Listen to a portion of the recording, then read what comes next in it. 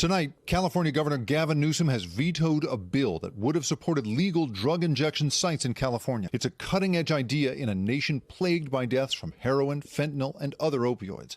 Allow people to inject them safely under supervision. I think there's people who worry that it will attract more conspicuous drug use. But of course, the point of the centers and what advocates say is that the whole point is to have people use drugs indoors in a safe environment so that there is less public drug use and less paraphernalia like used needles on the street. The new legislation would have created a 5-year trial of these sites in Los Angeles, San Francisco, and Oakland. But in a signed veto letter, Newsom said, quote, worsening drug consumption challenges in these areas is not a risk we can take. Newsom says he has long supported the cutting edge of harm reduction strategies, telling reporters at the San Francisco Chronicle back in 2018 that he was, quote, very, very open to the idea. But opponents like the Orange County Sheriff's Office called the safe injection site proposal a disregard for life that would accelerate the state's drug epidemic. They may be new in the U.S. in terms of sanctioned facilities, but they are not new, globally. There's additional data,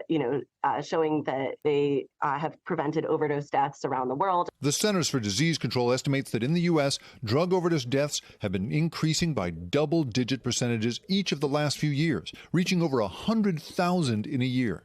A sign that traditional tactics may not be slowing the crisis down. We find way less on-site, safely, securely, without having to worry about overdosing. Until now, the U.S. has only had privately operated facilities in Rhode Island and New York, where NBC's Jacob Soboroff took us in December of last year.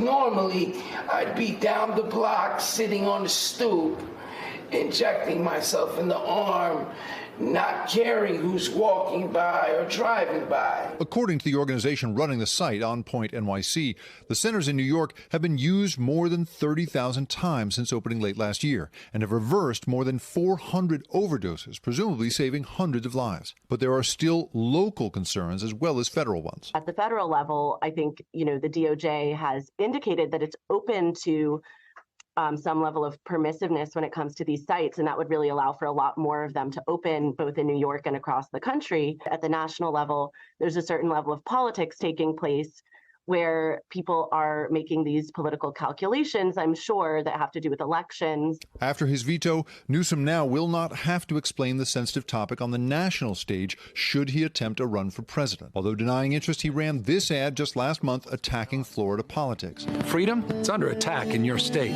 His veto is a sign that while experts say we need to rethink our approach to drug abuse in this country, even one of its most progressive governors is not ready to commit. Jake Ward, NBC News, San Francisco. Thanks for watching our YouTube channel. Follow today's top stories and breaking news by downloading the NBC News app.